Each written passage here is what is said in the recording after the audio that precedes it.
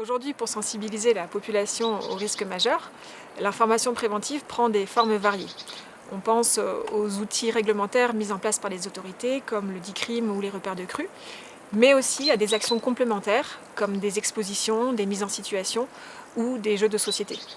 Dans le cadre du projet de recherche Coristart IDEPRI, nous avons imaginé un dispositif de sensibilisation qui s'appelle Sains et Saufs. Et Sains et Saufs, c'est un spectacle interactif qui permet de mettre en situation de risque naturel des individus. À la limite, le DICRIM, c'est déjà un document papier. Il faut faire des exercices. C'est pas efficace au niveau mémorisation. Il faut vivre la chose au travers d'ateliers, de situations de jeux de rôle, etc. Ça, c'est indispensable. Est-ce que les moyens sont... le DICRIM papier est encore d'actualité, ou il faut mieux trouver d'autres biais pour informer et toucher la population? Dans ce dispositif théâtral, un comédien raconte une histoire. Il décrit un événement, un séisme ou une inondation, qui va intervenir dans le quotidien de la personne qui participe. Et au fur et à mesure de l'histoire, le comédien va demander « Et là, qu'est-ce que vous faites ?» Dans 1 heure maintenant, il faut aller chercher Camille et Nous. En revenant dans la pièce principale de votre appartement, vous regardez par la fenêtre, la pluie a encore augmenté de puissance. Devant chez vous, dans la rue, il y a une bouche d'égout. Et il est vrai que dans ces circonstances, elle a tendance à se boucher assez vite. Aujourd'hui, c'est le cas. Elle ne joue plus son rôle d'évacuation. Il pleut. De plus en plus fort, l'eau dans la rue a donc monté. Il pleut. Vous voyez l'eau qui est montée dans la rue grâce aux roues de votre nouvelle voiture. Vous savez, la partie basse du pneu est entièrement recouverte d'eau. L'eau affleure au niveau des jantes. Et puis, vous entendez des bruits sourds. Peut-être le son des troncs qui se cognent contre les piles du pont.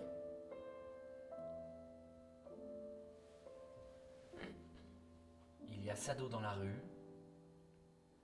Il faut aller chercher les enfants dans 1 heure.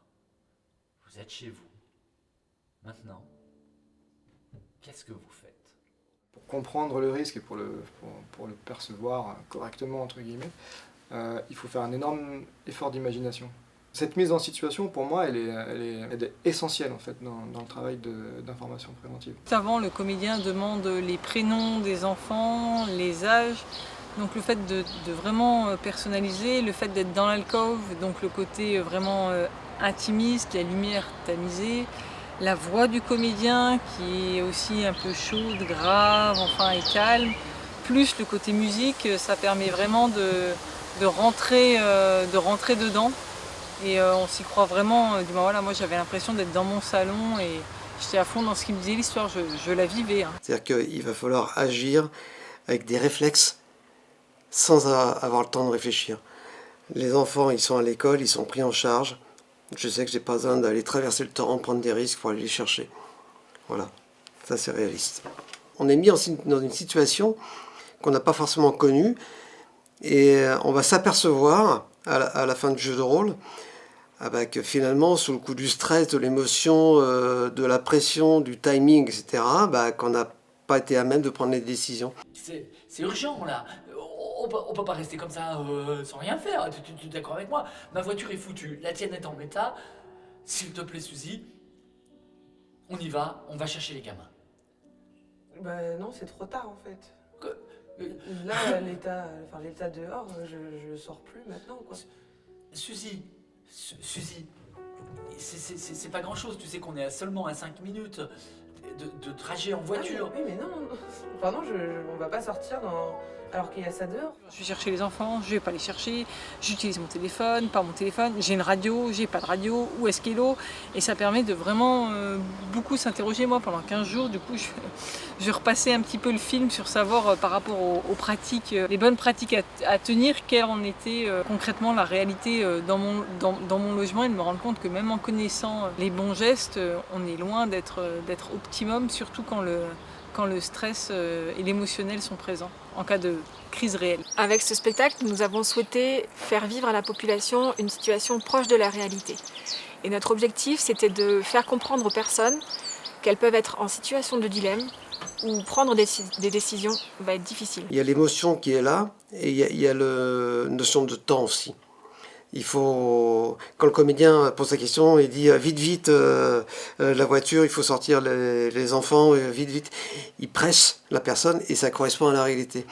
On est dans une situation d'urgence, il faut agir vite, réfléchir vite. Alors, à la fin de la mise en situation, le débriefing répond à 2 objectifs essentiels. Il s'agit d'abord de permettre à la personne de s'extraire des événements qu'elle vient de vivre, de revenir à la réalité tranquillement. Donc il s'agit d'un moment d'écoute dans lequel on fait redescendre la pression et le stress vécu. Le débriefing est aussi un moment d'apprentissage dans lequel la personne revient sur ses réactions à travers les réponses qu'elle a données aux comédiens dans l'alcôve. Et puis, elle peut faire le lien entre l'information préventive qu'elle a reçue et ses comportements. D'ailleurs, le DICRIM est transmis à la personne à la fin du débriefing en mettant en avant les réponses qui ne correspondent pas aux consignes. Je pense que le débriefing il est essentiel. S'il n'y a pas le débriefing, il manque quelque chose à l'exercice, puisque du coup la personne aura vécu quelque chose, mais elle ne sera pas vraiment plus avancée. En termes d'opérationnalisation, le dispositif peut s'adapter selon les objectifs et les populations ciblées. Nous avons testé différentes configurations. D'abord le spectacle pour un spectateur ou une spectatrice qui nécessite un comédien et un enquêteur ou une enquêtrice. Il s'agit d'une sensibilisation individualisée dans laquelle on va donner un retour à chaque personne sur sa connaissance des consignes et l'application dans les comportements. Il y a également la possibilité de réaliser une évaluation, c'est-à-dire de juger la réception et de la prise en compte de l'information préventive au sein d'une population à partir des données collectées par l'enquêteur ou l'enquêtrice. Et puis la deuxième version, c'est la version spectacle interactif qui est joué face à un public. Le comédien tire 2 personnes au sort qui vont jouer successivement la mise en situation inondation, puis séisme. Et puis un débat est organisé avec l'assistance. Un expert intervient pour répondre aux questions soulevées pendant ces débats. Ces 2 versions du dispositif peuvent être déployées et adaptées selon les besoins. Dans le cadre du projet I2PRI, nous avons testé le dispositif Sains et Saufs dans différents territoires alpins, à la fois des petites communes d'altitude, mais aussi des communes de grande agglomération. Nous avons échangé avec nos partenaires, tous impliqués dans la gestion des risques, et les retours sont très positifs. Et d'ailleurs, ces acteurs prévoient prochainement de déployer Sains et Saufs auprès de lycéens, d'agents territoriaux ou encore du grand public. Ce qui montre que ce dispositif, au départ expérimental, est finalement très opérationnel.